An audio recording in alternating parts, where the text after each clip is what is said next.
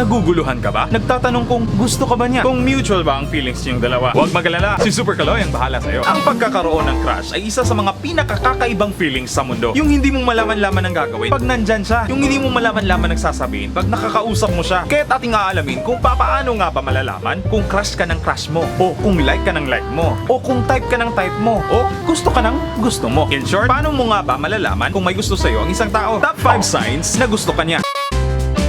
Una, nagtatanong siya kung single ka pa ba. Hindi magiging interesado ang isang tao sa love life mo kung hindi siya interesado sa iyo mismo. Sa pamamagitan ng hindi tuwirang pagtatanong sa iyo o sa mga kaibigan mo kung may karelasyon ka na nga ba. Siguro ang pinaka-obvious yung magtatanong siya kung single ka pa ba, sabay hingi ng cellphone number mo. Yung gusto niya lang malaman kung paano o saan siya lulugar sa buhay mo nang hindi malagay sa alanganin sa kung anong relasyon meron kayo ngayon o sa takot na mauwi lang ang lahat sa pagkabasted. Pangalawa, lagi mo siyang nahuhuling nakatingin sa iyo tas biglang baling siya sa iba. Aminin mo, yan ang pinaka-cute na tingin sa lahat ng tingin, di ba? Sabi nga nila, kapag nahuli ka ng crush mo na nakatingin ka sa kanya, naku malamang nakatingin rin siya sa'yo. Sa unang beses na mangyari ito, coincidence lang daw yon. Sa pangalawang beses, curiosity na. Pero sa pangatlong beses at sa mga susunod pang nahuli mo siyang nakatingin sa'yo, it's a sign already na attracted talaga siya sa'yo. As they say, the eyes are the windows to the soul. Kaya bantayan mo kung anong tingin meron siya para sa'yo sa tuwing kausap mo siya. Kung hindi siya makatingin sa'yo ng diretso for more than 2 seconds, automatic may kakaibang feeling siyang nararamdaman. Yan yung may kaba kasi may something na eh. Yung pag nagkasalubong kayo sa daanan, iiwas siya ng tingin. Tapos pag magkatabi naman kayo, kunyari, hindi ka papansinin na parang wala ka o hindi ka nag-i-exist. Yung nagkakahiyaan na kayo sa isa't isa o baka nahihiya lang talaga siyang aminin na may gusto siya sa'yo. Kaya kontento na lang siyang tanaw ka lang sa malayo. Pangatlo, kung nasaan ka, nandun din siya. Kung makikita mo siya sa isang lugar na nandun ka, maaaring nagkataon lang yon. Pero kung madalas mo na siyang nakikita sa isang lugar, kung nasaan ka rin, ibang usapan na yan. Nako, iba na yung tama niya sa'yo. Siguro sinasadya na niya ata yun. Kasi he just can't take his eyes of you. Gusto ka kasi niyang laging nakikita. Pangapat, bumabanat siya ng jokes. Yung nag-e-effort siyang mag-joke, mapatawa ka lang. Para rin may paramdam niya sa'yo na masaya siyang kasama ka. Yung gusto niyang makita at maging dahilan kung bakit masaya ka. Maraming mga babae na gustong-gusto ang isang lalaking may sense of humor. Kaya marahil gusto niyang maging komedyante kahit minsan ang corny naman talaga niyang mag-joke. Kaya din naman minsan kung todo effort siyang magpatawa sa'yo. Kasi nga, nagugustuhan ka na niya. Pero minsan naman, natural na talaga sa kanya ang pagiging masiyahin. Panglima, lagi kanyang inaalala. Yung maririnig mo na lang sa kanya na sasabihan kang ingat ka o tatanungin kang kumain ka na ba? Hindi naman niya sasabihin ang mga yon kung wala lang, di ba? Yung palagi kanyang tinutulungan halos sa lahat ng bagay. At sa kung kahit anong paraang pwede niyang gawin para sa'yo. Yung pag may problema ka, andun siya lagi para i-comfort ka. At sinusubukang lutasin ang mga ito. Sa totoo lang, madali lang naman mahalata kung may gusto siya sa'yo. Kung hindi ka lang naman manhid at mapagmasid ka sa paligid mo. Bukod naman dyan, ang major clues mo ay hindi sa kanya, kundi sa mga friends niya mismo. Kung napapansin mong inaasar siya ng mga kaibigan niya, pag dumadaan ka, kapag kinakausap mo siya at iba ang ngiti ng barkada niya, ay dapat medyo halata mo na ang mga bagay-bagay. Yung nag-aayos siya o chinecheck niya kung madumi ang damit niya, pagkatabi mo siya, ay pwede ring signs na type ka niya. Although don't and never assume quickly. Dahil may mga tao ring natural na sa kanila yon. Yung feeling na hindi siya sumasalungat sa mga sinasabi mo. Yung tumatawa siya kahit gaano pa ka-corny ang mga joke mo. Yung napaka-supportive sa lahat ng mga ideas mo. Ito ay maaaring mga sinyalis din ng paghangan niya sa'yo. May kakilala ka ba na nagpapakita ng mga ganitong signs sa'yo? O napansin mo ba sa sarili mo na ganito nga ang kinikilos mo kapag nandyan siya? Abay, iba ng tama mo niya. Yan ang mga iba't ibang signs para malaman kung may gusto siya sa'yo. Pero watch out ka pa rin kasi hindi naman ito palaging tama. Ngayon na nalaman mo na ang mga ito, sure ka na tamang panahon na para gumawa ka na ng first move mo. Tingnan lang din natin kung magkaka-forever ba talaga kayo o nag-iilusyon ka lang sa mga bagay na imposible namang mangyari. Tandaan mo, no one should ever assume unless stated. Baka kasi naturally, sweet lang talaga siya. Yan din kung siya na mismo ang aamin sa'yo kung ano talagang nararamdaman niya para sa'yo. Kaya good luck na lang sa love life mo.